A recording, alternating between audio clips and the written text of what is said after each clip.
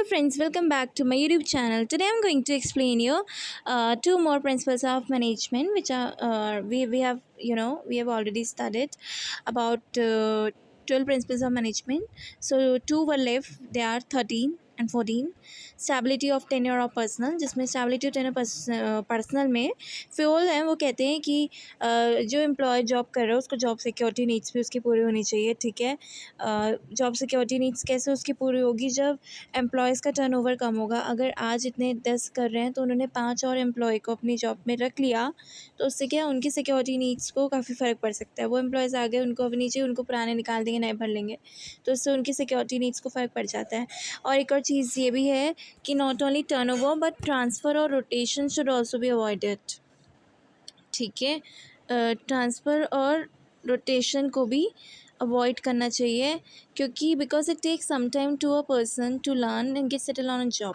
देखो क्या होता है, नया नया बंदा आया, उसको थोड़ा टाइम भी लगता है जॉब को सीखने में, कुछ सीखने में, लर्न करने में उसको टाइम लगता है. तो ऐसा तो नहीं है अभी उसने सीखा नहीं तो आपने उसको कहीं ट्रांसफ़र कर दिया, उसको हटा दिया. नो, ये चीज़ नहीं होनी चाहिए. ठीक है, wait. To get settled on job, by the time he gets settled he receive transfer order, then it will wastage of resources. Employee will not be able to contribute best for organization. तो क्या होगा, employ अपना best contribute नहीं कर पाएगा organisation के लिए. क्यों? क्योंकि अभी उसने काम सीखा ही नहीं अच्छे से. थोड़ा टाइम लगता है हर किसी को हर चीज़ सीखने में, और वो अभी उसको आप ट्रांसफ़र कर दो कहीं इधर उधर तो क्या सीख पाएगा अपने काम को? नहीं. इससे वो अपने मैक्सिमम एफर्ट्स भी नहीं देगा ऑर्गेनाइजेशन के लिए. क्यों?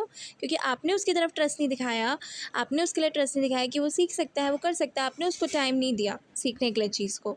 तो ठीक है, तो वो भी आपके ऑर्गेनाइजेशन के लिए अच्छे से काम नहीं करेगा. ठीक है, अपना मैक्सिमम कंट्रीब्यूट नहीं करेगा और करेगा ऑर्गेनाइजेशन की ग्रोथ के लिए. ओके, नेक्स्ट पॉइंट जो हम पढ़ने जा रहे हैं स्टूडेंट्स देख सकते हैं आप लोग, esprit de corps. Esprit de corps next principle है, 14 प्रिंसिपल है फेयर प्रिंसिपल ऑफ मैनेजमेंट का लास्ट प्रिंसिपल है, जिसमें फेयर क्या कहते हैं कि management must encourage and promote team spirits, unity, harmony with coordination, cooperation in organization. देखो अब ये क्या डेफिनेशन का क्या मतलब है कि उनके अंदर एक टीम स्पिरिट भी लानी चाहिए कि हम सारे एम्प्लॉयज़ एक हैं, एक साथ काम करें, जिससे उनके काम करने में यूनिटी आए, एकता आए, एक साथ मिलके एक ही गोल के लिए काम करें. एक गोल क्या है? ऑर्गेनाइजेशन के लिए काम कर रहे हैं सब लोग.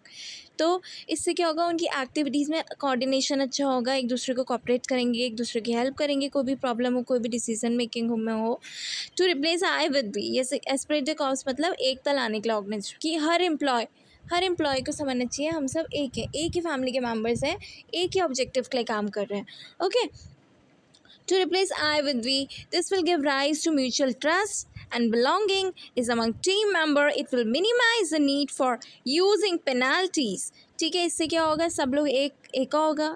ठीक है, ऑर्गेनाइजेशन में अच्छे से काम करेंगे, कोई भेदभाव होगा नहीं, तो जिससे कि क्या होगा, पेनल्टीज भी नहीं पड़ेगी. ठीक है, पेनल्टीज़ की ज़्यादा यूज़ नहीं होगी, फाइन्स नहीं लगेंगे. जब काम डिसिप्लिन ऑर्गेनाइजेशन में मेंटेन रहेगा तो काहे की पेनल्टी लगनी है. ठीक है, it will help in achievement of group गोल. ठीक है, और ये ग्रुप गोल हेल्प करने में भी अचीव करेगा. सपोज़ मैं आपको एक एग्जांपल देती हूँ कि अगर प्रोडक्शन मैनेजर को एक टारगेट दिया गया है, उसको 100 यूनिट प्रोड्यूस करनी है, 10 members to a group of 10 members. ठीक है, सपोज़ एक मैनेजर है, उसने टारगेट दे दिया है कि 100 यूनिट्स जो है वो 10 लोगों से क्या होनी है, मैन्युफैक्चर होनी है.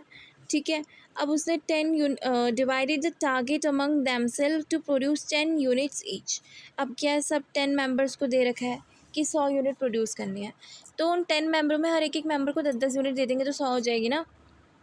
ठीक है, तो ये बताते हैं कि इन्होंने एक इंडिविजुअल टारगेट नहीं अचीव कर रहे ये लोग 10 यूनिट्स का, ये लोग ग्रुप का टारगेट 100 यूनिट्स का अचीव करने का इनका गोल है. इनका एक टारगेट नहीं हमें 10-10 बना देना बस, नहीं. ये सब क्यों कर रहे हैं, सबका एक ही है करने का मोटो. क्या मोटो है कि हम 100 यूनिट्स का प्रोडक्शन कर रहे हैं 10 मेंबर्स मिलके. ठीक है, 10-10 सब करेंगे तो सबका होगा अच्छे से काम. ठीक है, तो एस्पिरेटिव कॉप्स क्या है, मतलब थोड़ा थोड़ा काम सभी करें. ठीक है, ऑर्गेनाइजेशन में सब काम करेंगे अच्छे से, तो एक दूसरे के मतलब यूनिटी रहेगी एक्शंस में, जिससे कि ऑर्गेनाइजेशन की ग्रोथ हो पाएगी, पॉजिटिव एटीट्यूड डेवलप होगा एम्प्लॉयज़ का ऑर्गेनाइजेशन के लिए. ठीक है ना. So thank you, bye. This was enough for today and tomorrow we will learn about scientific management which was developed by Taylor. Okay.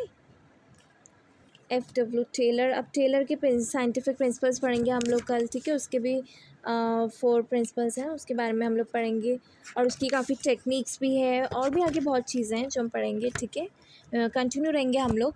So fine, okay, bye. Please do not forget to like and subscribe my YouTube channel, and please press the bell icon to receive the notifications. Okay, bye.